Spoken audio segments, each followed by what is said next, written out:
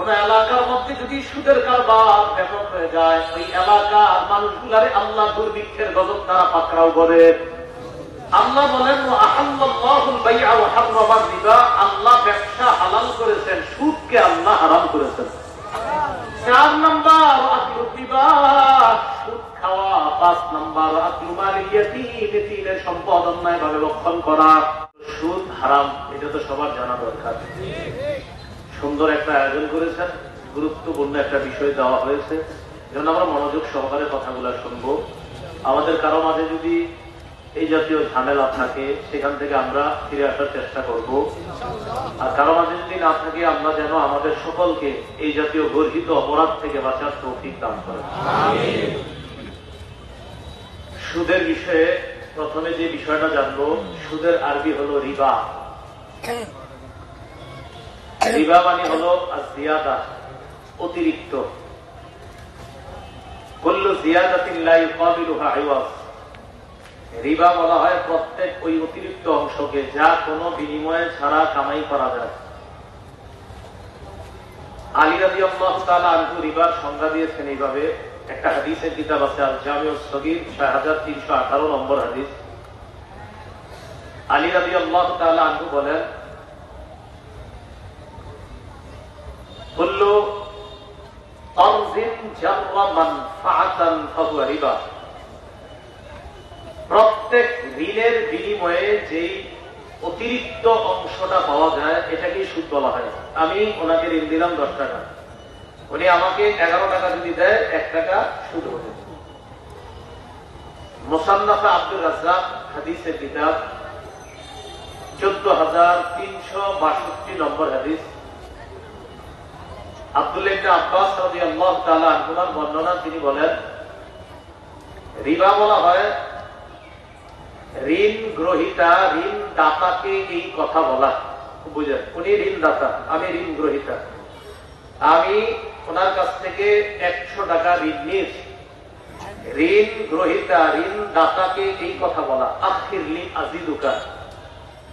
আগামী শুক্রবার উনি আমার কাছ থেকে টাকা পাবে। শুক্রবারে টাকা শেষ, আমি বললাম আরো 5টা দিন বাড়ায়া দেন, কিছু বাড়ায়া দিন। এই যে বললাম কিছু বাড়ায়া দিব, আরো সুযোগ দেন, এই বাড়ানো অংশটা সুদ, বাড়তি অংশটা কি সুদ। মুসলিম শরীফের বর্ণনা 3953 নম্বর হাদিস। আমাদের মাদ্রাসার পাঠ্যপুস্তক অনুসারে 1587 নম্বর হাদিস। এই হাদিসের মধ্যে আসছে রাসূলুল্লাহ সাল্লাল্লাহু আলাইহি সাল্লাম ইয়ানহা আন বাইইজ যাহাবি বিয-যাহাব, স্বর্ণ দিয়ে স্বর্ণ, ওয়াল ফিদ্দাতি বিল ফিদ্দা, খুব বুঝবেন, রূপা দিয়ে রূপা, ওয়াল বুররি বিল বুররি, গম দিয়ে গম, ওয়াশ শাঈরি বিশ শাঈরি, জব দিয়ে জব, ওয়াত তামরি বিত তামরি, খেজুর দিয়ে খেজুর, ওয়াল মিলহি বিল মিলহি, লবণ দিয়ে লবণ, ইল্লা সাওয়াআন বিস সাওয়াইন, আইনান বিআইনিন। রাসূলুল্লাহ সাল্লাল্লাহু আলাইহি ওয়াসাল্লাম বলেন, স্বর্ণ দিয়ে স্বর্ণ কম বেশি লেনদেন করতে নিষেধ করেছেন। রূপা দিয়ে রূপা বেশি যদি হয় লেনদেনে, আমি আপনারে রূপা দিলাম, আপনি আমারে ফেরত দিবেন, এই ফেরত দেওয়ার সময় সমান সমান দিতে হবে, এই বেশি দিলে এটা নিষেধ করেছেন। গম দিলাম আপনারে 1 বস্তা, দিবেন আবার 1 বস্তা, এই বেশি লেনদেন রাসূল নিষেধ করেছেন। লবণের বিনিময়ে লবণ, খেজুরের বিনিময়ে খেজুর, জবের বিনিময়ে জব, এগুলা সমান সমান হইলে রাসূল বলেন লেনদেন করা যাবে। যদি বেশি হয় ফামান যাতা আও ইজদাতা ফাকাদ আরবা, বেশি হইলে সুদ হবে। তাহলে দেখেন, আমার ডান হাতে স্বর্ণ, বাম হাতে স্বর্ণ, স্বর্ণ দিয়ে স্বর্ণ লেনদেন করব, যেই বুঝে থাকলে বলেন। এখানে 1 ভরি স্বর্ণ, বাম হাতে 1 ভরি স্বর্ণ, 1 ভরি দিয়ে 1 ভরি লেনদেন। 1 ভরি দিলাম, কিছুদিন পরে 1 ভরি দিবে, 1 ভরি কি আছে? আচ্ছা, ডান হাতে রূপা বাম হাতে রূপা সমান সমান, গম গম সমান সমান, খেজুর খেজুর সমান সমান। রাসূল সাল্লাল্লাহু আলাইহি ওয়াসাল্লাম বুঝাইতে চাইলেন, এক জাতীয় জিনিস সমান সমান হইলে যায়, যদি বেশি হয় সুদ হবে। বুখারী শরীফের 2175 নম্বর হাদিসের মধ্যে আছে রাসূলুল্লাহ সাল্লাল্লাহু আলাইহি সাল্লাম বলেন, লা তাবিউ আয-যাহাবা বিয-যাহাব ওয়াল ফিদ্দাতা বিল-ফিদ্দা ইল্লা সাওয়াআন বিস-সাওয়া। স্বর্ণ দিয়ে স্বর্ণ, রূপা দিয়ে রূপার লেনদেন করবা না, তবে সমান সমান হলে লেনদেন করবা, সমান সমান হলে লেনদেন করবা। এবার নবীজি বলেন, ওয়াবিউ আয-যাহাবা বিল-ফিদ্দা ওয়াল ফিদ্দাতা বিয-যাহাব কাইফা শি'তুম। দেখি দেখেন তো আমার ডান হাতে স্বর্ণ বাম হাতে রূপা, দুটোটা কি এক না আলাদা? নবীজি বলেন, স্বর্ণ দিয়ে রূপা অথবা রূপা দিয়ে স্বর্ণ লেনদেন যেমনি পারো করতে পারো, কম বেশি সমস্যা নাই, কারণ স্বর্ণ আর রূপা দুইটা কি এক না আলাদা? তাহলে এই পুরো বর্ণনাটা বুঝে থাকলে বলেন, আমার ডান হাতে স্বর্ণ বাম হাতে স্বর্ণ সমান সমান, আমার ডান হাতে স্বর্ণ বাম হাতে রূপা কম বেশি তোমার বুঝছেন? এখন আসেন সব বুঝে থাকলে আমরা মূল কথায় আসি। আমরা তো টাকা পয়সা লেনদেন করি, কি পয়সা? টাকা পয়সা। আমার ডান হাতে 20 টাকার নোট, বাম হাতে 20 টাকার নোট, 20 টাকা দিয়ে 20 টাকা সমান সমান জায়েজ। আমার ডান হাতে 20 টাকা, বাম হাতে দুইটা 10 টাকার নোট জায়েজ। আমার ডান হাতে 20 টাকা, বাম হাতে 4টা 5 টাকার নোট জায়েজ। এই তো মাশাআল্লাহ বুঝতেছেন। ডান হাতে 20 টাকা, বাম হাতে 21 টাকা জায়েজ। এবার মনে মনে যদি আপনাদের কারো মাথায় এটা আছে, হুজুর যার হাতে যদি 20 টাকা, আসলে আমি কাউরে 20 টাকা ঋণ দিলাম, সে যদি আমার 21টা পয়সা দেয়, মানে 1 টাকার ঠিকই 21টা ছিল, আমি ওনারে দিলাম 20 টাকা ঋণ, উনি আমার যদি 21টা শিখি দেয়, কি দেয়?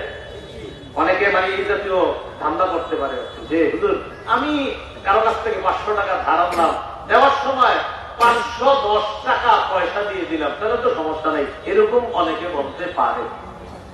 কথার কথা, 20 টাকা আপনাকে ঋণ দিলাম, আপনি আমারে ফেরত দিলেন এইভাবে, 4টা 5 টাকার শিখি আর একটা 1 টাকার শিখি, কত হইল? এখন শিখি আর এই টাকা, তাহলে হুজুর আপনি তো বলছেন স্বর্ণ আর রূপা আলাদা, কিন্তু তো জায়েজ আছে, তো শিখি আর টাকাও তো আলাদা না? আলাদা না। শিখির মধ্যেও দেখবেন লেখা আছে 5 টাকা, 1 টাকার শিখিতেও লেখা আছে 1 টাকা। অতএব এভাবে হোক সেভাবে হোক, টাকার বিনিময়ে পয়সা হোক আর টাকা হোক, কম বেশি সুদ। কম বেশি কি হয়ে যাবে? সুদ হয়ে যাবে। এবার আমরা মূল আলোচনায় আসি। কম বেশি সুদ, এটা যদি কেউ 1 টাকা সুদ খায় এটাও সুদ, কেউ যদি 1 কোটি টাকা সুদ খায় এটাও সুদ। আপনাদের এলাকায় কেউ যদি 1 লক্ষ টাকার সুদ খায়, আরেকজন 1000 টাকা মাসে সুদি টাকা পায়, এখন 1000 টাকা যে পায় সে কয় আমি কি বেশি খাইছি, এত 1 লক্ষ খায়। আপনারা বুঝলেন? আপনারা জবাব দিবেন আপনারা দুজন মহামান্য সুদখোর। দুজন কি মহামান্য সুদখোর? 1 টাকা খাও, 1000 খাও আর 1 লাখ খাও, সুদ সুদ। এজন্য আল্লাহ রাব্বুল আলামিন বলেন সূরা বাকারা 278 নম্বর আয়াতে আল্লাহ বলেন, ইয়া আইয়ুহাল্লাযীনা আমানুত্তাকুল্লাহ, হে ঈমানদারগণ তোমরা আল্লাহকে ভয় করো, ওয়াযারু মা বাকিয়া মিনার রিবা ইন কুনতুম মুমিনিন, সুদের কারবার তোমরা ছেড়ে দাও যদি তোমরা ঈমানদার হও। কিসের কারবার ছেড়ে দাও? যদি তোমরা কি হও? খুব মন দিয়ে বুঝবেন কথাটা। আরবের 2টা গোত্র ছিল, একটার নাম সাকিব গোত্র আর একটার নাম মাখজুমি গোত্র। এই সাকিব গোত্র আর মাখজুমি গোত্রের মধ্যে লেনদেন হয়েছে সুদি কারবার। লেনদেন হওয়ার পর কিছুদিন পর 2 গোত্র ইসলামের দাওয়াত পাইছে, দোনো গোত্র মুসলমান হয়ে গেছে। বুঝে থাকলে বলেন, তাদের সুদি লেনদেনটা কি মুসলমান হওয়ার পরে হয়েছে না আগে? মুসলমান হওয়ার পর। তো মুসলমান এবার হলো যখন, হওয়ার পর যারা সুদের টাকা পায় তারা গিয়ে আরেক মুসলমান গোত্র, এখন তো দোনো গোত্রই মুসলমান, তো এক মুসলমান গোত্র আরেক মুসলমান গোত্রে গিয়ে কয় আমগো সুদের বাকি টাকাটা দিয়ে দেবো। কারবারটা হচ্ছে কি পরে না আগে? আগে। ইসলাম গ্রহণের আগে হচ্ছে সুদি কারবারটা, কিন্তু ওই যে পাওনাটা আর কি সুদি লেনদেন হয়েছে, শোনো এই পরিমাণ দিলাম, সুদ দিবা এত। ঘটনা চক্রে তারা 2 গোত্র মুসলমান হয়ে গেছে। মুসলমান হওয়ার পর ওই যে বকেয়া সুদ পায় এটা চাইতে গেছে। বকেয়া সুদের টাকা যখন চাইতে গেছে, একদল চাইলো সুদের টাকা, তারাও মুসলমান, যাদের কাছে চাইলো তারাও মুসলমান। যারা চাইলো, যাদের কাছে চাইলো তারা কয় না আমরা ইসলাম গ্রহণ করছি, এখন আর আমরা সুদের টাকা দিব না। দুই গোত্রের মধ্যে ঝগড়া, যেরকম এলাকাগুলোতেও সুদের টাকা নিয়ে ঝগড়া হয়। আত্তাব ইবনে আসিদ নামে একজন নবীর কাছে চিঠি লিখছে, রাসূলের কাছে চিঠি লেখা জানাইল, হুজুর দুই পুত্র মুসলমান, এখন দুই পুত্র সুদি লেনদেন করছে ইসলাম গ্রহণের আগে, বাকি বকেয়া সুদের টাকাটা এটা এখন দাবি করতেছে, আর এখন দুই পুত্রই মুসলমান, হুজুর কি করতে পারি? রাসূলকে চিঠি বইরা শোনানো হচ্ছে যে এরকম এরকম দুই গোত্রের এরকম ঘটনা। ইতিমধ্যে আল্লাহ সূরা বাকারার 278 নম্বর আর 279 নম্বর আয়াত নাযিল করে দিয়েছে। আল্লাহ বলে দিলেন, ইয়া আইয়ুহাল্লাযীনা আমানুত্তাকুল্লাহ, হে ঈমানদারগণ তোমরা আল্লাহকে ভয় করো। ওয়াদারু মা বাকিয়া মিনার রিবা ইন কুনতুম মুমিনিন, যদি তোমরা ঈমানদার হও সুদের কারবার ছেড়ে দাও। এবার আমার দিকে তাকান, আপনার নাম কি? আলামিন ভাই, দেখেন সবাই, আপনার নাম আসলে আলামিন? আসলে আলামিন, তাহলে ওনার নাম কি? ওনারে আমি আলামিন ভাই বলে ডাক দিয়ে বলতেছি, আপনি কি আসলে আলামিন? উনি কয়, তা আমার আলামিন যদি না হয় আপনি ডাক দিচ্ছেন আলামিন, আসলেই তো আমি আলামিন, এটা বুঝছেন নি? তাহলে ওনাকে আমি বললাম, হে আলামিন ভাই, আসলে আপনি আলামিন? উনি কয়, হ্যাঁ। তো চলেন কথা। আল্লাহ বলতেছে, হে ইমানদার আমাদেরকে, তাহলে আমরা কি ইমানদার বলে বলতেছে, তোমরা আসলে ইমানদার? এই দেখেন কি, হে ইমানদার বল, শেষে বলতেছে যদি তোমরা ইমানদার হও। আপনার ডাক দিচ্ছে কি বইলা?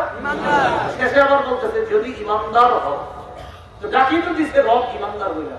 আল্লাহ বলতেছে, হে ইমানদার, যে রব বলেন আমরা ইমানদার শুনতেছি, যদি তোমরা ইমানদার হও। তো আল্লাহ আপনারা ইমানদার বলেই তো ডাক দিচ্ছেন। আল্লাহ বলতেছে, হ্যাঁ ইমানদাররা, যদি ইমানদার হও সুদের কারবার ছেড়ে দাও। ওনারে ডাক দিলাম আলামিন ভাই, আসলে যদি আলামিন ভাই হন, আসল কথা উনি তো আসলে আলামিন। আমগরে আল্লাহ ডাক দিয়ে বলতেছে, হে ইমানদার, আসলেই যদি ইমানদার হও তো সুদের কারবার ছেড়ে দাও। সুবহানাল্লাহ, দুই একজন বললেন। সুদের আলোচনায় সুবহানাল্লাহ আওয়াজ করেন না, এটা রহস্য থাকে, এটা একটা আশ্চর্য রহস্য। দেখেন সব আলোচনায় মাশাআল্লাহ সুবহানাল্লাহ আলহামদুলিল্লাহ সব ঠিক থাকে, কেন জানি বাংলাদেশে যত জায়গায় সুদের ওয়াজ করি, আনফরচুনেটলি এই জায়গায় সবাই একটু হাজার হাজার মানুষ চুপচাপ। এটা আসলে রহস্য আছে নাকি? কি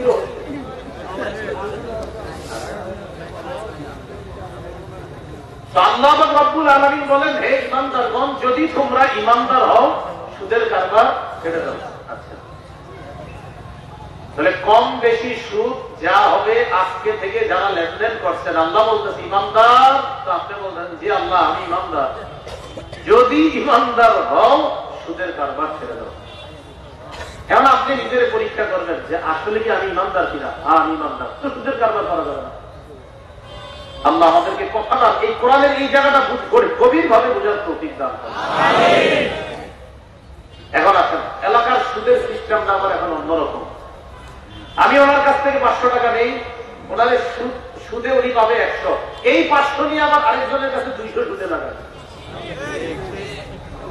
আমরা দেশে কয় গন্ডি সুদ, এদিকে কি কয় চক্রবর্তী সুদ। এই সুদও নিষেধ। সূরা আলী ইমরানের 130 নম্বর আয়াতে এই সুদের কথা আল্লাহ নিষেধ করছে। ইয়া আইয়ুহাল্লাযীনা আমানু লা তা'কুলুর রিবা আযআফাম মুদাআফা, হে ঈমানদারগণ তোমরা চক্রাকারে বৃদ্ধি করে সুদ খাও না। তাহলে চক্রাকারে বৃদ্ধি করে সুদ খাওয়া এটাও হারাম। সত্যি করে বলবেন, সুদ দেখতে কি দেখা যায়, কমে না বাড়ে? বাড়ে। আর সদকা দেখতে কি দেখা যায়, বাড়ে না কমে? কমে। সূরা বাকারা 276 নম্বর আয়াতে আল্লাহ কি বলে দেখেন, ইয়ামহাকুল্লাহু রিবা ওয়া ইউরবিস সাদাকাত, আল্লাহ সুদকে মিটায়া দেয়, সদকাকে বাড়ায়া দেয়। আমাদের চোখে সুদ বাড়ে, আল্লাহ কয় সুদ কমে। আমাদের চোখে সদকা কমে, আল্লাহ কয় সদকা বাড়ে। সূরা রুমের 39 নম্বর আয়াতে আল্লাহ বলেন, ওয়ামা আতাইতুম মির রিবাল লিয়ারবু ফি আমওয়ালিন নাসি ফালা ইয়ারবু ইনদাল্লাহ। প্রথম যেরকম ছিল আওয়াজ ওরকম রাখেন, আপনি না। ওয়ামা আতাইতুম মিন যাকাতিন তুরিদুনা ওয়াজহাল্লাহ, আল্লাহ বলেন ওয়ামা আতাইতুম মির রিবা লিয়ারবুয়া ফি আমওয়ালিন নাস, তোমরা মানুষকে যে সুদ দাও যেন টাকাটা বাড়ে। আলা ইয়ারবু ইনদাল্লাহ, তোমাদের চোখে বাড়ে, আল্লাহর কাছে লা ইয়ারবু বাড়ে না। তাহলে আল্লাহ বলেন তোমরা যে সুদের টাকা দাও যেন মানুষের টাকা বাড়ে, ফালা ইয়ারবু ইনদাল্লাহ, এটা আল্লাহর কাছে বাড়ে না। তাহলে আমরা সবাই বলি, বলেন তো সুদের টাকা আমাদের চোখে বাড়ে, আল্লাহর কাছে বাড়ে না। ওয়ামা আতাইতুম মিন যাকাতিন তুরিদুনা ওয়াজহাল্লাহ, আল্লাহ বলেন তোমরা যে সম্পদের যাকাত দাও, 40 ভাগের 1 ভাগ যে যাকাত দাও, এই যাকাত দিলে দেখা যায় সম্পদ কমে। ফাউলাইকা হুমুল মুদঈফুন, আল্লাহ বলে তারা যাকাত দিয়ে তাদের সম্পদ বহু গুণে বৃদ্ধি করে নেয়। যাকাত দিলে সম্পদ চোখে দেখতে কি হয়? আল্লাহ বলে না না বাড়ে, বহুত বাড়ে, বহু গুণে বাড়ে। আমরা কথাগুলো বুঝার তৌফিক দান করুন। এবার আমরা গুরুত্বপূর্ণ কিছু কথা শুনব। সুদের 16টা ভয়াবহতা আমরা জানবো। কয়টা? 16টা। 1 নম্বর, যারা সুদি কারবার করে তারা যেন আজকে থেকে আল্লাহ আর তার নবীর বিরুদ্ধে যুদ্ধের প্রস্তুতি নেয়। সূরা বাকারার 279 নম্বর আয়াতে আল্লাহ বলেন, সুদের কারবার যদি তোমরা ছেড়ে না দাও। আজকে বয়ান শুনলেন, যুব সমাজ বয়ানের আয়োজন করছে, বিষয়বস্তু দিয়েছে সুদ। এই বিষয়বস্তুর মাধ্যমে সুদের বিষয়টা জানলেন। আল্লাহ বলেন ফাইল্লাম তাফআলু, জানার পরেও যদি সুদের কারবার ছেড়ে না দাও, ফাযনু বিহারবিন মিনাল্লাহি ওয়া রাসূলিহি, আল্লাহ আর তার নবীর বিরুদ্ধে যুদ্ধের ঘোষণা দিয়ে দাও। যুদ্ধের প্রস্তুতি নাও আল্লাহ আর তার নবীর কাছে। এটা কিতাব আছে না উমদাতুত তাফসীর, 1 নম্বর খণ্ড 330 নম্বর পৃষ্ঠা। আব্দুল্লাহ ইবনে আব্বাস বলেন, আন আব্দুল্লাহ ইবনে আব্বাস রাদিয়াল্লাহু তাআলা আনহুমা ইউকালু লিআকিলি রিবা ইয়াউমাল কিয়ামাতি কুসিলাহাকা লিল হার, কিয়ামতের ময়দানে সুদখোরকে বলা হবে, ও সুদখোর তোমার অস্ত্রটা নাও, আমি আল্লাহর সাথে লড়াই করার জন্য। তাহলে 1 নম্বর, সুদ খায় যারা, আল্লাহ আর তার নবীর বিরুদ্ধে যুদ্ধের ঘোষণা কেমন যেন দিয়ে দিল যদি সুদের কারবার না থাকে। ভাই খায় না, আল্লাহ আমাদেরকে হেফাজত করেন। 2 নম্বর, যারা সুদি কারবারে জড়িত আছে তারা কবর থেকে পাগল অবস্থায় উঠবে। সূরা বাকারা 275 নম্বর আয়াতে আল্লাহ বলেন, আল্লাযীনা ইয়াকুলুনা রিবা লা ইয়াকুমুনা ইল্লা কামা ইয়াকুমুল্লাযী ইয়াতাখাব্বাতুহু আশ-শাইতানু মিনাল মাস, যালিকা বিআন্নাহুম ক্বালু ইন্নামাল বাই'উ মিসলুর রিবা ওয়া আহাল্লাল্লাহুল বাই'a ওয়া হারামার রিবা। আল্লাযীনা ইয়াকুলুনা রিবা, যারা সুদ খায়, লা ইয়াকুমুনা ইল্লা কামা ইয়াকুমুল্লাযী ইয়াতাখাব্বাতুহু আশ-শাইতানু মিনাল মাস, তারা কবর থেকে এমন অবস্থায় উঠবে যেন শয়তান তাদেরকে স্পর্শ করে পাগল বানায়া দেয়। কেমন উঠবে? মনে হবে শয়তান স্পর্শ করতে, পাগল হয়ে গেছে। এটা কেন? যালিকা বিআন্নাহুম ক্বালু ইন্নামাল বাই'উ মিসলুর রিবা, এটা এই কারণে তারা দুনিয়াতে বলতো ব্যবসা সুদের মতো। বলেন নাউযুবিল্লাহ। ব্যবসা লাভ হয় না, সুদেও লাভ হয়। এরা দুনিয়াতে বলতো ব্যবসা সুদের মতো। কি আওয়াজটাকে অন্যরকম করতেন? শুরুর থেকে করতেন তো মনে হয় কেমন যেন একটু অন্যরকম হচ্ছে। শুরুতে আওয়াজটা শিথিল ছিল, এখন তো আওয়াজ মনে হয় ফাটাই ফেলতেন।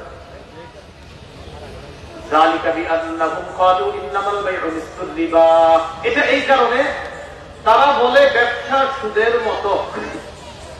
আল্লাহ বলেন আল্লাহ ব্যবসা হালাল করেছেন, সুদকে আল্লাহ হারাম করেছেন। ব্যবসার লাভ এটা হালাল, সুদের লাভ এটা হারাম। আচ্ছা, ব্যবসা সুদের মতো কেমনে হয় বলেন তো? একটা মানুষ সারাদিন ব্যবসা করে, মাথার ঘাম পায়ে ফেলে, গার্মেন্টসে চাকরি করে, রিক্সা চালায়, ভ্যান চালায়, অটো চালায়, দোকানদারি করে, কৃষি ক্ষেত্রে কাজ করে, সারাটা দিন কাজ করার পর এরপর মাস শেষে আল্লাহ তাকে কিছু হালাল রুজির ব্যবস্থা করে দেয়। আরেকটা ব্যক্তি ঘরে ঘুমায়, শুধু শুয়ে থাকে। 29, 30 তারিখ, 1, 2 তারিখ আসলেই শুধু যাদেরকে সুদ দিতে ওই বিশিষ্ট সুদখোররা চোররা তাদেরকে ফোন দেয়, তাড়াতাড়ি টাকা নিয়ে আসো। এক লোক সারা মাস ঘুমায় সুদ খায়, আরেকজন মাথার ঘাম পায়ে ফেলে টাকা পরিশ্রম করে উপার্জন করে। দুটো উপার্জন কি এক হলো না সম্পূর্ণ আলাদা? কেমনে কয় ব্যবসা সুদের মতো? আল্লাহ বলেন আহাল্লাল্লাহুল বাইআ, আল্লাহ ব্যবসাকে হালাল করেছেন, ওয়া হারামার রিবা, সুদকে হারাম করেছেন। আল্লাহ আমাদের সকলকে ব্যবসায়ী পদ্ধতিতে হালাল লভ্যাংশ এটা যেন আমরা কামাই করতে পারি, সুদের পদ্ধতিতে হারাম লভ্যাংশ এটা থেকে যেন আমরা বেঁচে থাকতে পারি, আমরা তৌফিক দান করি। এ হলো 2 নাম্বার। 3 নাম্বার দেখেন, কিয়ামতের ময়দানে সুদখোরকে দেখলে মনে হবে তার গলাটায় কেউ চাপ দিছে, ফাঁস লাগাইছে। এই ফাঁস লাগানো অবস্থায় কোন ব্যক্তিরে ফাঁসি দিলে জিহ্বাটা যেমন বের হয়ে যায়, হা হা করতে থাকে, শ্বাস রোধ করা অবস্থায় সুদখোর কিয়ামতের মাঠে উঠবে। রওদাতুত তাফসীর কিতাবের নাম 1 নম্বর খণ্ড 330 নম্বর পৃষ্ঠা। عن عبد الله بن عباس رضي الله تعالى عنهما قال آكل الربا يبعث يوم القيامة مجنونا يخنى। সুদখোরকে কিয়ামতের ময়দানে উঠানো হবে এমন অবস্থায় দেখলে মনে হবে পাগল, আর মনে হবে তার গলাটা কেউ চাপ দিয়ে ধরছে, এমন শ্বাসরোধ অবস্থায় সুদখোর কিয়ামতের মাঠে উঠবে। এটা কথা মনে রেখেন, কিয়ামতের ময়দানে কিন্তু এই যে শ্বাসরোধ, এর মানে আপনি মরবেন এমন না। কিয়ামতের মাঠে কেউ মরবে না, মনে হবে মারা যাচ্ছে কিন্তু মরবে না। আল্লাহ কোরআনে বলেন ওয়ায়াতিহিল মাউতু মিন কুল্লি মাকান ওয়া মা হুয়া বিমাইয়িত। কিয়ামতের ময়দানে যারা শাস্তির যোগ্য হবে তাদের মনে হবে আমার চারদিক থেকে মৃত্যু আসছে, এই মনে হয় আমি মরে গেলাম। জাহান্নামে জাহান্নামীরা যখন থাকবে ওর মনে হবে আমি মরে গেলাম, এই মনে হয় গেলাম। আল্লাহ কয় না, তুমি মরবা না, চারদিক থেকে মরণের মতো আসবে কিন্তু তুমি মরবা না। লা ইয়াযুকুনা ফিহাল মাউতা ইল্লাল মাউতাতাল উলা। মরণ একবার তোমার হয়ে গেছে দুনিয়াতে, আর তুমি মরবা না। এখন বারবার মনে হবে মরে যাচ্ছ কিন্তু তুমি মরবা না। তাহলে দেখেন তো, একটা লোকের ফাঁসি দেওয়া মরে গেলে কিন্তু ঠিক আছে, একটা শেষ মরে গেছে, কিন্তু তার ফাঁসি লাগানো এমন অবস্থায় তার শাস্তিটা চলতেছে, কিন্তু তার মনে হবে গেলাম গেলাম। আল্লাহ না না না, যাবা না, মারবা না তুমি। এটা একটা শাস্তি। এ হলো 3 নাম্বার। 4 নাম্বার, সুদখোর সুদের কারণে হালাল রিজিক থেকে বঞ্চিত হয়। আল্লাহ ওর জন্য হালাল রিজিক বরাদ্দ রাখছিল, এখনো সুদ খায়, তো ঠিক আছে তুমি সুদই খাও, আমি তোমার হালাল রিজিক উঠে দিচ্ছি। সূরা নিসা 160-161 নম্বর আয়াত। আল্লাহ বলেন ইহুদি কারা? আরে বলেন কারা? ইহুদিদের 4টা অপরাধের কারণে, কয়টা অপরাধ? 4টা অপরাধের কারণে তাদের হালাল বরাদ্দ রিজিক আল্লাহ ছিনায় নিয়েছে। কয়টা অপরাধের কারণে? এই 4 অপরাধ আমাদের মধ্যে আছে কিনা আগে দেখি, আমরা শুনি। فبظلم من الذين هادوا حرمنا عليهم طيبات أحلت لهم وبصدهم عن سبيل الله كثيرا فبظلم من الذين هادوا حرمنا عليهم طيبات أحلت لهم। ইহুদিদের জুলুমের কারণে তাদের জন্য বরাদ্দকৃত হালাল রিজিক যা তাদের জন্য হালাল ছিল আমি আল্লাহ হারাম করে দিলাম। 1 নম্বর অপরাধ জুলুম। 1 নম্বর অপরাধ জুলুম। আমার আগের আলোচক আলোচনা করছে জুলুম সম্পর্কে, তাদের 1 নম্বর অপরাধ ছিল কি? জুলুম। 2 নম্বর ওয়াবিসাদদিহিম আন সাবিলিল্লাহি কাসীরা, মানুষকে আল্লাহর রাস্তা থেকে বাধা দিত। যেমন এই যুগে আপনারা এক বেচারা দাওয়াত ও তাবলীগের মেহনতে যাইতে চায়, আপনি খালি আটকান, আজকে যাইস না কালকে যাই। আপনি এরকম একজন ভাই নামাজ পড়তে চায়, হঠাৎ নতুন করে নামাজি নিচ্ছে, মাশাআল্লাহ 5 ওয়াক্ত নামাজ পড়ে। 2-4 জন বন্ধু আছে যারা বলে না, এরা দেখছি তোর মতো কত বিশ্বাস, এটা কইয়া এর আর নামাজ পড়তে দেয় না। আপনি নামাজ না পড়েন এটা হলো এক অপরাধ। আপনার বন্ধু নামাজি হয়েছে, কেন আপনি তারা এমন কথা বলবেন যে কথার কারণে সে নামাজ ছেড়ে যায়? এগুলো বলবেন না। যে নামাজ পড়ে দোয়া করেন সে যেন ওই পথে অটল থাকে, আর নিজের জন্য দোয়া করেন আল্লাহ যেন আমারও তার মতো বানায় আছে। তাহলে 1 নাম্বার জুলুম, 2 নাম্বার আল্লাহর রাস্তা থেকে বাধা দেওয়া, এটা দ্বিতীয় অপরাধ। এই অপরাধগুলো আমাদের মধ্যে পাওয়া যায় কিনা? 3 নাম্বার তারা সুদের কারবার করত, তাদেরকে নিষেধ করা হয়েছে। তাদেরকে নিষেধ করা হয়েছে সুদী লেনদেন করবা না। দেখছেন কত আগে থেকে সুদ, এরপরে এরা সুদের কারবারটা হাতে নিত, সুদী অংশটা নিত। আল্লাহ পায় এটা হলো তাদের নম্বর অপরাধ, তাদের বরাদ্দকৃত হালাল রিজিক আমি হারাম করে দিছি। কেন? বা তৃতীয় অপরাধ হলো তারা সুদ খায়। 4 নম্বর মানুষের সম্পদ অন্যায়ভাবে ভক্ষণ করে। বর্তমান যুগের জমিদস্যু, ভূমিদস্যু।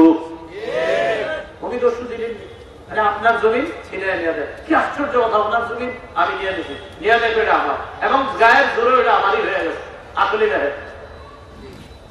তো এই যে বিষয়টা রাসূলুল্লাহ সাল্লাল্লাহু আলাইহি সাল্লাম বলেন, মানিত্তাফা, কোন ব্যক্তি যদি এই পৃথিবীর মধ্যে 3টা শিবরিন 1 বিঘত পরিমাণ কারো জমিন জোর দখল করে, বলেন সবাই কয় বিঘত? মাশাআল্লাহ, আপনাদের এই এলাকা তো কিছুদিন পরে এটা আরো উন্নত শহর হবে, কারণ ঢাকা লোড হয়ে গেছে, আস্তে আস্তে সব এগুলো শহর হবে, বোঝা যাচ্ছে হালাতে।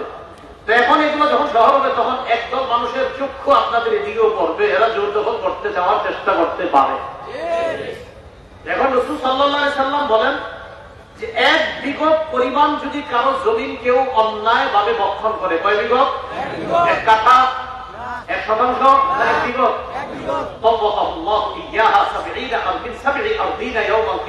আল্লাহ তার গলায় কিয়ামতের ময়দানে 7 তবক জমিন ঝুলাইয়া দিবে। নাও, জমিন খাওয়ার এত শখ, আজকে জমিন নিয়ে ঘুরো। নাও,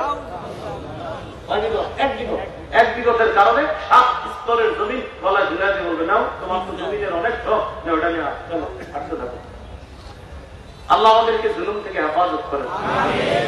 তাহলে 4টা অপরাধ। 1 নম্বর জুলুম, 2 নম্বর আল্লাহ রাস্তা থেকে বাধা দেওয়া, 3 নম্বর সুদ খাওয়া, 4 নম্বর আরেকজনের সম্পদ অন্যায়ভাবে ভক্ষণ।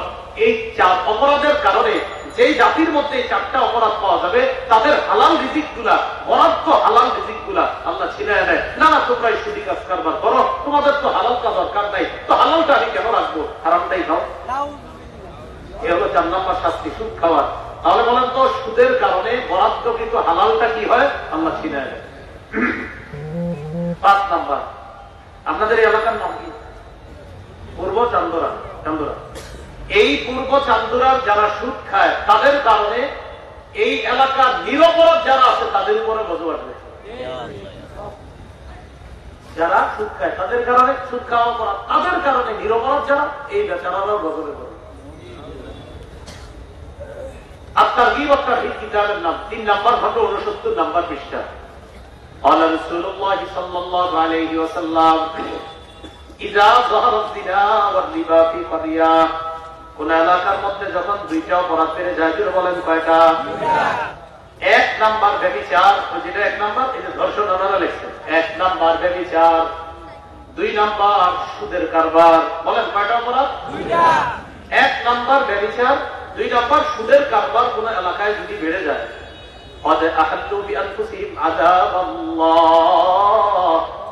ওই এলাকায় সুদখোররা আর ব্যভিচারী দলরা আল্লাহর গজব ওই এলাকার জন্য বৈধ করে নেয়। আল্লাহর আযাব বৈধ করে নেয়, মানে আল্লাহ আযাব দিবে না, কিন্তু বিশিষ্ট সুদখোররা আযাব তাই জানে, দিনা দেন দেন আরো দেন, তাই জানে। এ হলো 5 নম্বর। 6 নম্বর, যারা সুদ খায় তাদের কারণে দুর্ভিক্ষ লাগে, বাচ্চা মায়ের বুকের দুধ পায় না, লেকটুজেন 1, 2, 3 কিনা লাগবে। এদের কারণে যে সমস্ত প্রাণীগুলা বৃষ্টি পেয়ে আনন্দ করবে, এরা বৃষ্টি থেকে বঞ্চিত হয়। কৃষকরা যে সময় তাদের বৃষ্টি দরকার, বৃষ্টি পায় না। আগে গাছে লাউ ধরতো 50টা 60টা, এখন 5টা 7টাও ধরে না। আগে কাঁঠাল যদি ধরতো 50টা, এখন 10টা 5টা হয় না। কেন? সুদখোরের কারণে চারদিকে ঋতুদের মধ্যে দুর্ভিক্ষ লাগে। মুসনাদে আহমদ 17,822 নম্বর হাদিসের বর্ণনা। قال رسول الله صلى الله عليه وسلم ما من قوم يظهر فيهم الربا الا اخذوا بالسنه, কোন এলাকার মধ্যে যদি সুদের কারবার ব্যাপক হয়ে যায়, ওই এলাকার মানুষগুলারে আল্লাহ দুর্ভিক্ষের গজব দ্বারা পাকড়াও করে। দুর্ভিক্ষের গজব আগের মতো ঘটনা পায় না, এরকম হবে আপনার চারদিকে অভাব। মানে আগে যে সমস্ত আপনার ওই যে আমরা শীতকালীন যে কত জিনিস আল্লাহ আমাদেরকে দিতেন, আগে শীতকালে শাকসবজি, এখন দেখবেন আগের মতো হবে না। এটা কেন? সুদখোরদের কারণে এই নিয়ামত গুলা আল্লাহ উঠে নিতে।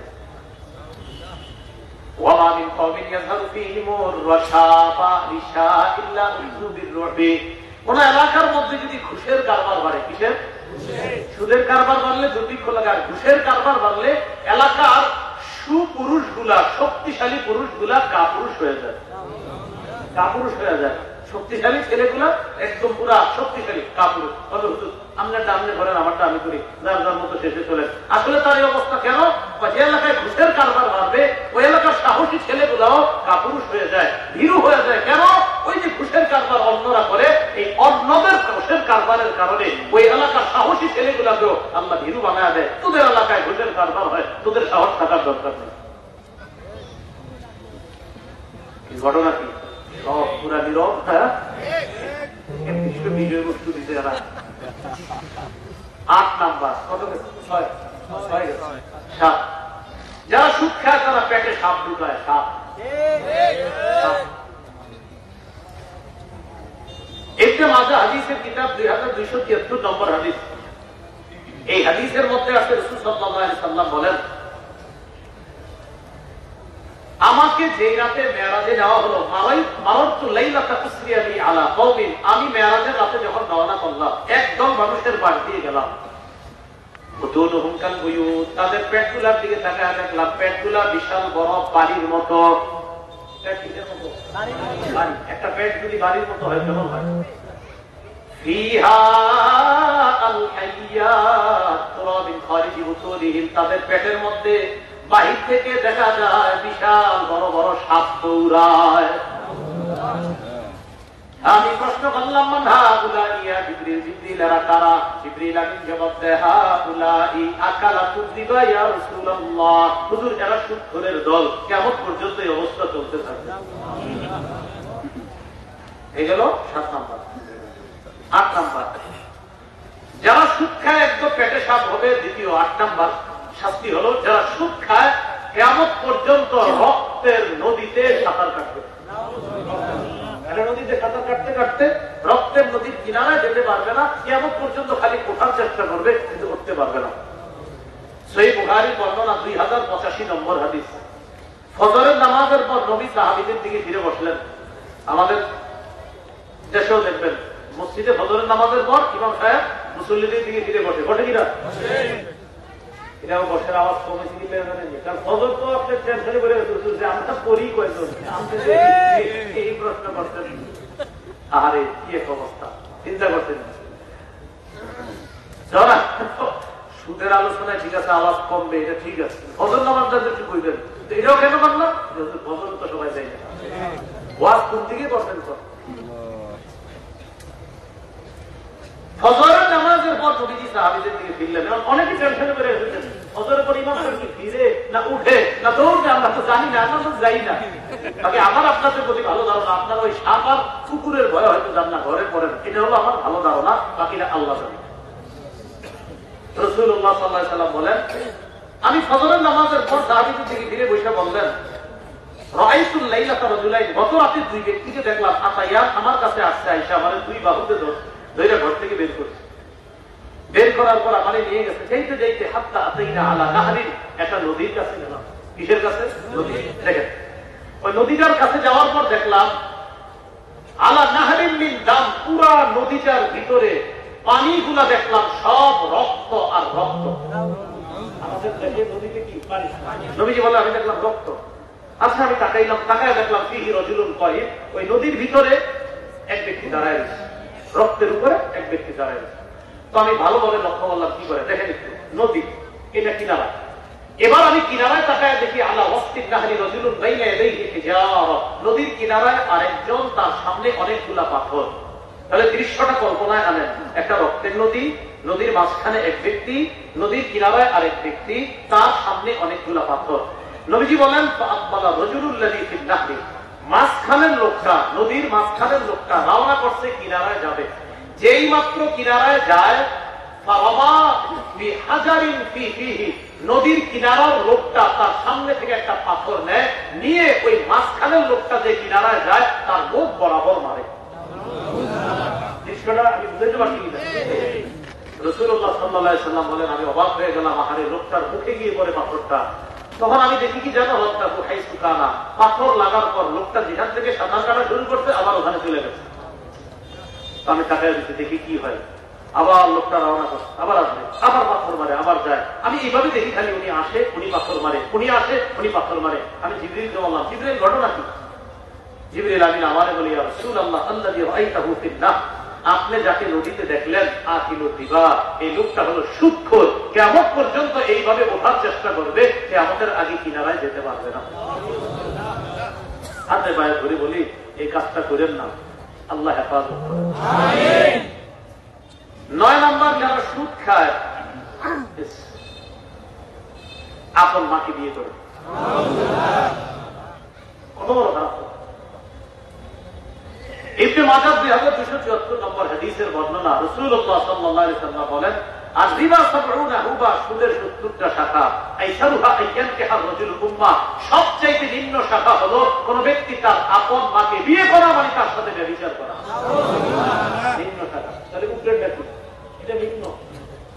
70টার মধ্যে এটা নিম্ন, তো সর্বোচ্চটা কি হবে আল্লাহ ভালো জানেন। এলো 9 নাম্বার। আমার আলোচনা মা বোনরা কি আছে? আলোচনা আছে। মা বোনরা যদি আলোচনা শুনে থাকেন, আপনি আপনার সন্তানদের সুদ খাইতে দিয়েন না। এখানে যে সমস্ত বোনেরা আসছেন আমার, আপনারা আপনার স্বামীকে সুদ খাইতে দিয়েন না। এখানে যে সমস্ত আমার ভাইয়েরা আছেন, আপনি আপনার বাবারে সুদ খাইতে দিয়েন না। এখানে যারা আমার সমবয়সী বন্ধুরা আছেন, আপনি আপনার ভাইকে, বাবাকে, আপনার আত্মীয় চাচা কাউরে সুদ খাইতে দিয়েন না। যে সমস্ত ছেলেগুলো এখানে লেখাপড়া করেন, আপনি আপনার আব্বাকে বলবেন, আব্বা বছরে 12 মাসে আমারে 12টা প্যান্ট, শার্ট, পাঞ্জাবি, গেঞ্জি দিতে হবে না। হালাল টাকায় পারলে একটা দিয়ে, হারাম টাকায় একটাও লাগবে না। আমি টিউশনি করে হলেও হালাল টাকা আমার কলম খাতা আমি ক্রয় করে নিব, এরপরে আপনি সুদের টাকায় হাত দিয়েন না। এদের আপনি আপনার বাবারে বলেন। মেয়ে যারা আছেন, বাবাকে বলেন, আব্বা 12 মাসে আমার কসমেটিক্স লাগবে না হারাম টাকায়, হালাল টাকায় পারলে আমারে দিয়ে, হারাম টাকায় কিছু লাগবে না। যে সমস্ত বোনরা আছেন আমার এখানে, আপনি আপনার স্বামীকে বলেন, হালাল টাকায় পারলে চাল ডাল আনো, হারাম টাকায় গোস্ত আনো দরকার নেই। আমি আশাবাদী, কোন মা যদি তার সন্তানকে বলে, কোন ছেলে যদি তার বাবাকে বলে, কোন মেয়ে যদি তার বাবাকে বলে, কোন বিবি যদি তার স্বামীকে বলে যে তুমি সুদ খাও না, ওই ব্যক্তি রাতে চিন্তায় পড়বে, আমি তো সুদ তাদের জন্যই খাই, তারাই আজকে আমাকে বলতেছে আমি যেন সুদ না খাই।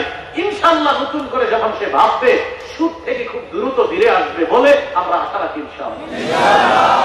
কি বলেন, এরকম হবে না ইনশাআল্লাহ? একটা সুদ কেন খায়? তার ছেলেটা একটু ভালো চলবে, মেয়েটা ভালো চলবে, এই কারণেই তো।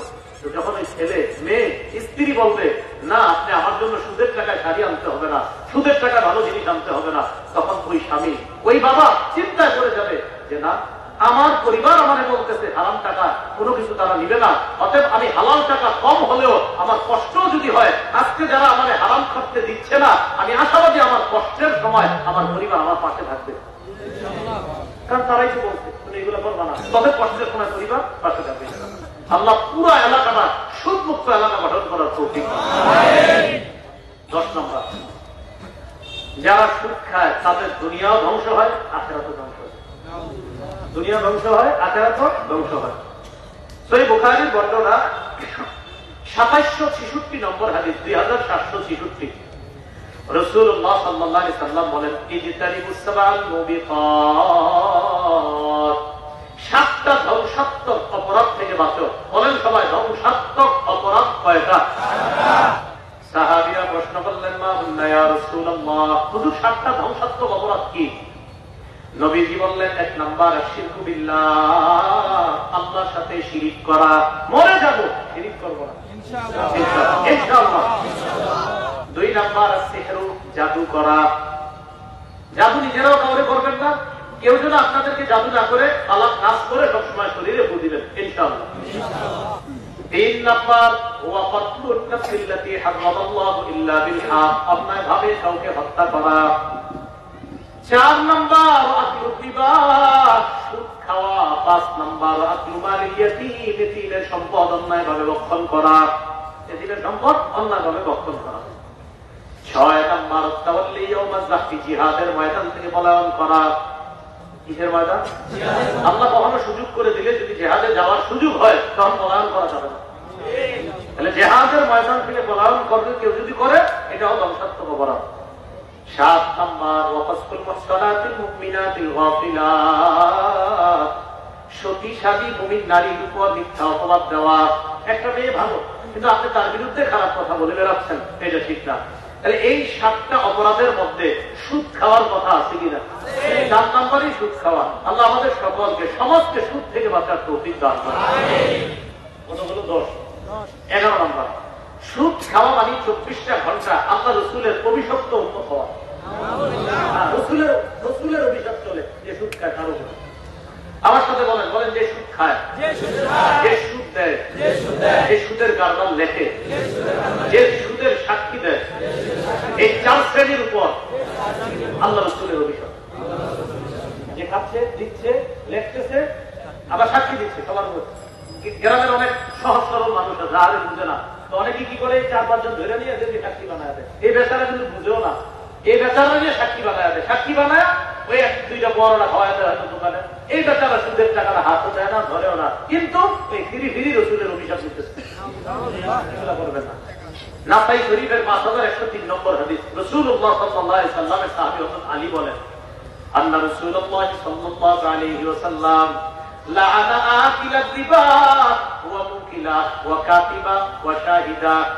নবীজি অভিশাপ দেয় আকিলা রিবা সুদখোরকে, ওয়া মুকিলা সুদদাতাকে, ওয়া কাতিবা সুদের লেখককে, ওয়া শাহিদা সুদের সাক্ষ্যদাতা যে তাকে অভিশাপ দেয়। আল্লাহ হেফাজত করে। আমিন। কত গেল? 11। 12 নম্বর, সুদের ভয়াবহতা। সামান্য পরিমাণ জেনে শুনে সুদ খাওয়া 36 বার জিনা করার চেয়ে বড় অপরাধ করা। মুসনাদ আহমদ হাদিসের কিতাব 22007 নম্বর হাদিসের বর্ণনা, قال رسول الله صلى الله عليه وسلم درهم ربا يأكله الرجل وهو يعلم أشد من 36 زنا। জেনে শুনে সামান্য পরিমাণ সুদ খাওয়া 36 বার ব্যভিচারের চেয়ে বড় অপরাধ করা। এগুলো 12। 13 নম্বর, সুদ খাওয়া এর মানে হলো তার শেষ পরিণতিটা ধ্বংস। নাউযুবিল্লাহ বলেন।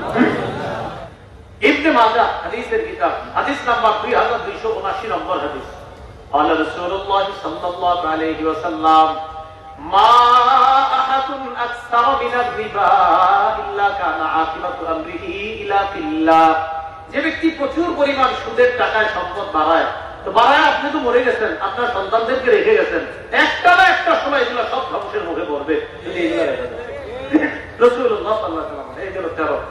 14 নম্বর, নবীজি বলেন একটা সময় সুদ সারা দুনিয়ার মধ্যে এত ব্যাপক আকারে ধারণ করবে, মিছিল দিয়া সবাই সুদ খাবে। নবীজি বলেন সবাই সুদ না খাইলেও সুদের হাওয়া সবার গায়ে লাগবে। প্রথমে বুঝলেন বলছে যে সবাই সুদ খাবে, কেউ বাকি থাকবে না, বা না খাইলেও হাওয়া লাগবে। আবু দাউদ শরীফের 3331 নম্বর হাদিস, এই হাদিসের মধ্যে আছে, قال رسول الله صلى الله عليه وسلم لا يأتين على الناس زمان لا يبقى أحد إلا أكل الربا। এমন একটা সময় আসবে যে সময় সবাই সুদ খাবে। ওয়াইন লাম ইয়াকুল, ডাইরেক্ট যদিও না খায়, আসাবাহু মিন বুখারিহি, সুদের হাওয়া সবার গায়ে লাগবে। হাওয়া কেমনে লাগবে? ওনারে আমি পাম দিয়া নিয়ে গেছি, চা হয়তো আমাদের টাকা চলে চা হয় তো নিয়ে গেছি, তো উনি মাশাআল্লাহ মনে করতে মহব্বত করি জন্য তো খাওয়াইতেছে, তো 5 টাকার এক কাপ চা খাওয়াইছে, উনি তো মাশাআল্লাহ এসে বসে, কিন্তু উনি ওনার জন্য জায়েজ আছে, ওনার কোনো না জায়েজ হবে না, গুনাহও হবে না, আমি খেয়ে এসে বসে, আমি ওই 5 টাকা সুদের টাকার চা খাওয়াইছি। উনি যদিও খায় নাই, কিন্তু হাওয়া ভিতরে ঢুকে গেছে। ওই রাসূল বলতেছেন সুদ সবাই না খেলেও হাওয়া সবার গায়ে লেগে যাবে। এই জন্য দেখবেন ঘরের 5টা ভাই আছে, 4 ভাই সুদ খায়, একজন খায় না। ওই একজন যে খায় না ওরে কি করে, ওই 4 ভাই কি করে, ভাই তো ওই বিভিন্ন ভাবে কি করে, অনেক সময় বদ্ধ করে চল এক জায়গায় যাই, তো ভাই তো যায়, এমনি চুপে চুপে চায় তাদের থেকে দূরে থাকতে, কারণ সুদ খায় জানে। আর একদিন মনে করে এক বিয়ার মধ্যে নিয়ে গেছে, তখন তো ভাই যাইতে হবে, তো যে ভাইটা সুদ খায় না ওরেও নিয়ে যাওয়ার পর যাওয়ার সময় মনে করেন হঠাৎ রাস্তা বিরতি দিচ্ছে, এক জায়গায় কিছু খাবে, যখন কিছু নামে তখন ভাইয়ের কি না করতে পারবে, কেন ওই ভাইও সবার সাথে গেছে, বাস মাশাআল্লাহ 4 সুদ খোর ভাই, যে সুদ না খায় ওরা মাশাআল্লাহ খাবে। তো সুদ যদিও সবাই না খায়, রাসূল প্রথম বলছে সবাই খাবে, না খাইলেও সুদের হাওয়া কারো না কারো গায়ে এইভাবে লেগে যাবে। আল্লাহ আমাদের হেফাজত করে। এই জন্য তো যেখানে খাবার গ্রহণ করতে আপনি সতর্কতা অবলম্বন করা, আল্লাহ বুঝার তৌফিক দান করেন। 15 নাম্বার, যারা সুদ খায় তাদের ব্যাপারে রাসূলুল্লাহ সাল্লাল্লাহু আলাইহি ওয়াসাল্লাম বলেন 4 ব্যক্তি এমন, যেই 4 ব্যক্তি মারা যাবে, যদি ওই অবস্থায় মারা যায় আল্লাহর হক হলো তাদেরকে জান্নাত না দেওয়া। 4 ব্যক্তি ব্যক্তি 4টা অপরাধের অবস্থায় যদি মারা যায়, আল্লাহর হক হলো তাদেরকে জান্নাত না দেওয়া। একটা হাদিসের কিতাব আছে আল মুস্তাদরাক লিল হাকিম, 2260 নম্বর হাদিস। এই হাদিসের মধ্যে আছে রাসূল সাল্লাল্লাহু আলাইহি সাল্লাম বলেন, আরবাউন হাক্কুন আলাল্লাহ আল্লাহ ইউদখিলাহুমুল জান্নাহ আল্লাহ ইউদখিলাহুমুল জান্নাহ ওয়া লা ইউযিকাহুম নাঈমাহা। 4 শ্রেণীকে জান্নাত না দেওয়া আল্লাহর হক। বলেন কয় শ্রেণী? 1 নাম্বার মুদমিনুল খামরি, যে মদ খায়, সব সময় মদ্যপে অভ্যস্ত থাকে। আল্লাহ না করেন জানি না কি অবস্থা হয়েছে, কয়েকদিন আগে মদ খাইতে নিতে বলে আহারে। 1 নাম্বার যে মদ খাওয়া অবস্থায় মারা যাবে, ওই যে শুনেন না দেখে মদ খাইতে যেতে বলে গেছে। হ্যাঁ না, ওই যে আপনি শরীয়তপুর মাও খাইছে, মেয়েও খাইছে, আপনার মেয়ে মরে গেছে, শোনেন না এটা? এই তো কত দেব সন্তান মন্দিরের ঘটনা। এই যে মুদমিনুল খামরি, মদ খাওয়া অবস্থায় যদি মারা যায়, তাহলে জান্নাত না দেওয়া আল্লাহর হক। 2 নাম্বার আকিলুর রিবা, সুদখোর যদি সুদি লেনদেন অবস্থায় মারা যায়, তাহলে জান্নাত না দেওয়া আল্লাহর হক। সুদখোর যদি কি অবস্থায় মারা যায়? সুদি লেনদেন। 3 নাম্বার আকিলু মালিল ইয়াতীম, এতিমের সম্পদ যে অন্যায়ভাবে বক্ষণ করে, ওই অবস্থায় যদি সে মারা যায়, তাহলে জান্নাত না দেওয়া আল্লাহর হক। 4 নাম্বার আহারে ওয়াল আকুল লিওয়ালিদাই, পিতা মাতার নাফরমান সন্তান, এ যদি মা বাবার সাথে নাফরমানি করা অবস্থায় মারা যায়, আল্লাহ না করেন নবী কয় জান্নাত না দেওয়াটাই আল্লাহর হক থাকে। নাফরমান অবস্থায় মারা গেছে মা বাবা, এগুলো বন্ধ। তাহলে মদখোররে জান্নাতটা, সুদখোররে জান্নাত না দেওয়াটা আল্লাহর হক। এজন্য ভাই আজকে ছেড়ে দেন, আজকে ছেড়ে দেন, কারণ কালকে যে আপনি মারা যাবেন না এটার নিশ্চয়তা নাই। আজকে ছেড়ে দেন, আল্লাহ তৌফিক দান করেন। 16 নাম্বার রাসূলুল্লাহ সাল্লাল্লাহু আলাইহি ওয়াসাল্লাম বলেন, কিয়ামতের আগে 3টা অপরাধ বাড়বে। বলেন কয়টা? 3টা অপরাধ বাড়বে। এর মধ্যে 2টা অপরাধের কথা তারা এখানে লিখে দিচ্ছে উপরে, ধর্ষণ, মাদক, এই 2টা লিখে দিচ্ছে। এই মাদক ধর্ষণ মুক্ত এলাকাটা তারা, পরে একটা দুর্নীতি মুক্ত লিখছে, বাকি ওই দুর্নীতি এটার অন্তর্ভুক্ত হয়ে যাবে। রাসূলুল্লাহ সাল্লাল্লাহু আলাইহি ওয়াসাল্লাম বলেছেন, আত-তারগীব ওয়াত-তারহীব কিতাবের নাম, 3 নম্বর খণ্ড 70 নম্বর পৃষ্ঠা, বাইনা ইয়াদাইস সাআ, কিয়ামতের আগে 3টা অপরাধ ব্যাপকভাবে বাড়বে। কয়টা অপরাধ? 3টা। 1 নাম্বার বাইনা ইয়াদাইস সাআ ইয়াযহারুর রিবা, 1 নাম্বার সুদের কারবার খুব বেশি বাড়বে। এটা কি বাড়বে না বাড়ছে? বাড়বে। 2 নাম্বার ওয়াস-জিনা, ব্যভিচার, ধর্ষণ, এটা কি বাড়বে না বাড়ছে? বাড়ছে। বাড়ছে। তাহলে 1 নাম্বার সুদ, 2 নাম্বার ব্যভিচার, 3 নাম্বার হল মাদক। মাদক কি? মাদক। এই মাদক কি বাড়বে না বাড়ছে? বাড়ছে। ইয়াবা, বাবা, গাঁজা, ফেন্সিডিল, আফিম, কানাডাই, মাস্তুদ, শ্যাম্পেন, যা আছে আপনার সব এগুলা মাদকের অন্তর্ভুক্ত হবে। রাসূলুল্লাহ সাল্লাল্লাহু আলাইহি ওয়াসাল্লাম বলেন, কিয়ামতের আগে এগুলা বাড়তে থাকবে। তো আমরা যে কথাটা বুঝলাম, আমরাই তাদের জন্য দোয়া করবো। তারা এত সুন্দর একটা বিষয়বস্তু দিয়েছে বলে আপনারা এই বিষয়টা জানছেন। আমি কিন্তু জানতাম না এই বিষয়টা আজকে বয়ান। একটু আগে আসার আগে আমার ওই যে দাওয়াত দিয়েছে তিনি, হুজুর আজকে কিন্তু আপনার একটা বিষয় আছে। কি বিষয়? সুদের বিষয়। আমি সর্বনাশ, এই বিষয় দিতে আমি তো এই নিয়োগ করে আইনি। তো যাই হোক, ওনারা বিষয়টা যেহেতু দিচ্ছে, শুকরিয়া আদায় করেন, বলেন আলহামদুলিল্লাহ। যাওয়ার কারণে বলে আমরা কতগুলো বিষয় জানতে পারছি না, যেন আমরা সুদ খাবো না। সর্বশেষ গুরুত্বপূর্ণ যেই কথাটা রয়ে গেছে, পুরো আলোচনার একদম মূল আলোচনাটাই রয়ে গেছে। একটা কথা, আপনারা বন্ধক রাখেন, বাসা বন্ধক, জমি বন্ধক, যেটা শহরে বলে মর্গেজ, গ্রামে আপনার জমি বন্ধক রাখেন কি? হ্যাঁ হ্যাঁ, আচ্ছা আচ্ছা, হ্যাঁ কি দেওয়া? এবার শোনেন এটা। তাহলে এই বিষয়টা এমন কিনা খালি বলবেন, আমার দিকে তাকান। আমি আপনাদের এই জমিনটা দিলাম, জমিন দিচ্ছি, 1 বছর উনি জমিনটা ভোগ করবে। আমি ওনার কাছ থেকে 50,000 টাকা নিচ্ছি, খুব বুঝলেন? তাহলে আমি ওনার জমিন দিচ্ছি, 1 বছর উনি জমিন ভোগ করবে, 50,000 টাকা আমি ওনার কাছ থেকে নিলাম, জমিনটা বন্ধক রাখলাম। 1 বছর পর 50,000 টাকা দিব, জমিন ফেরত দিব, আর উনি 1 বছর খাইছে। এটাই তো আপনারা করেন, সত্যি করে করেন। এটা জায়েজ নেই। হ্যাঁ,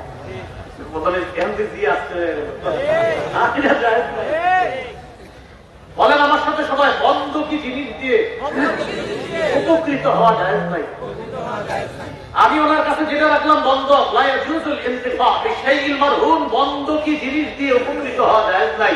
ভাই হাফিজ বর্ণনা, আব্দুল্লাহ ইবনে মাসউদ রাদিয়াল্লাহু তাআলা আনহু কাছে একজন আসার পর কয়, আসলাফতু রাজুলান 500 দিনার, আমি অমুককে 500 দিরহাম ঋণ দিয়েছি, বন্ধক রাখছি। তাই নাকি? হ্যাঁ। ঋণ দেওয়ার পর কি করছে? আমি তাদের ঋণটা দিচ্ছি। অরহানানি ফারসান, তিনি আমার কাছে একটা ঘোড়া বন্ধক রাখছে। বুঝলেন? আব্দুল্লাহ ইবনে মাসউদ রাদিয়াল্লাহু তাআলা আনহু কাছে একজন আসার পর হুজুর আমি একজনকে 500 দিরহাম দিছি আমি ঋণ, আর উনি আমার কাছে বন্ধক রাখছে একটা ঘোড়া। তাই নাকি? হ্যাঁ। তারপর তুমি ঘোড়ায় উঠছিলা? হ্যাঁ একটু উঠছিলাম, ঘোড়ায় বেশি উঠি নাই। তাই নাকি? হ্যাঁ, তাই তো তুমি সুদের কাজ কারবার করলা। বন্ধকি জিনিসের উপর তুমি কেন চড়লা? ঘোড়া তো তোমার কাছে বন্ধ। বন্ধকি জিনিস দিয়ে উপকৃত হওয়া যায় নাই, ঘোড়া এমনি রেখে দিবা, এটা তো বন্ধ। এটার উপরে যে তুমি চড়লা, আরোহণ করলা, উপকৃত হলা, এটা সুদের অন্তর্ভুক্ত হয়ে গেছে। আপনারা কি কথা বুঝছেন? আচ্ছা, আরো সহজে বুঝাই। এটা একটা স্বর্ণের চেন, এটা স্বর্ণের চেন। এটা কি স্বর্ণের চেন? এই স্বর্ণের চেনটা ওনারা দিলাম, ওনার কাছ থেকে 20,000 টাকা নিলাম। স্বর্ণের চেন উনি আমারে 5 মাস করে দিয়ে দিবে, 20,000 টাকা ফেরত দিয়ে দিব। এই স্বর্ণের চেনটা উনি সব করে ওনার মেয়ের বা নাতনির গলায় যদি দেয়, তাহলে এটা সুদি লেনদেন হয়ে যাবে। স্বর্ণের চেনটা ঘরের মধ্যে সুন্দর রেখে দিবে, আমি টাকা দিব, চেন ফেরত দিবে। এটারে শুয়ে শুয়ে দেখা কোনো দরকার নাই, কারণ এটা বন্ধকি জিনিস। বন্ধকি জিনিস দিয়ে উপকৃত হওয়া যায়। মনে থাকবেনি সবার? তাহলে স্বর্ণের চেনের জায়গায় জমিন রাখেন, স্বর্ণের চেনের জায়গায় জমিন রাখে দেবেন, তাহলে দেখি সবার বুঝে এসে গেছেন। তাহলে জমিন রাখলেন, টাকা দিলাম, জমিন আপনি যদি ভোগ করেন ধরে না। হ্যাঁ, একটা সিস্টেম আছে, ভাড়া। বলেন কি? ভাড়া দিয়ে যে 1 বছরের জন্য আপনার ভাড়া দিলাম, 20,000 টাকা দেন বা 10,000 দেন, টাকা ফেরত পাইবেন না, জমিন ফেরত দিয়ে দিবেন, আমি ভাড়া দিচ্ছি। তাহলে আপনার থেকে 20,000 টাকা ভাড়া দিচ্ছি, 1 বছর জমিন খাইবেন, দিয়ে দিবেন, বা 2 বছর, যতদিন ভাড়া দেন। তাহলে ভাড়া দেয়। কিন্তু আপনারা যেই সিস্টেমটা করে এটার নাম দিচ্ছেন বন্ধক। বন্ধক একটা পবিত্র শব্দ, ভাইও অপবিত্র জায়গায় পবিত্র শব্দটা লাগায়েন না। কি কথা মনে থাকবে তো সবার? আল্লাহ আমাদেরকে বুঝার তৌফিক দান করেন। সর্বশেষ আপনাদের কাছে আমার আবদার, আমি জানি এই কাজটা ছেড়ে দেওয়া এত সহজে সম্ভব না, এটা এমন ভাবে ছড়ায় গেছে সমাজে, কিন্তু আজকে থেকে চেষ্টা করেন, পারবেন তো? চেষ্টা করেন যে এটা নিয়ে যায় না, এটারে শরীরের সাথে সম্পৃক্ত রেখে কবরে যায় না। আজকে থেকে চেষ্টা করেন। মাশাআল্লাহ, অনেক জায়গায় এই বয়ানের পরে অনেক মানুষ সুদের কারবার ছেড়ে দিতে, এরকম আমাদের কাছে সংবাদ আসে যে ওই কিশোরগঞ্জে ঠিক আপনাদের এই বয়ানের বিষয়বস্তু দিতে, বয়ান ওখানে থেকে সংবাদ দিতে 4 জন আপনার একদম নামি দাগি বড় বড় যারা, মাশাআল্লাহ, ওনারা কমিটিতে জানাইছে যে ওই মাহফিলই নিয়োগ করতে আর সুদ খাবো না। এরকম আল্লাহর সুদের কারবার ছেড়ে দেন। আল্লাহ আমাদের সকলকে তৌফিক দান করেন।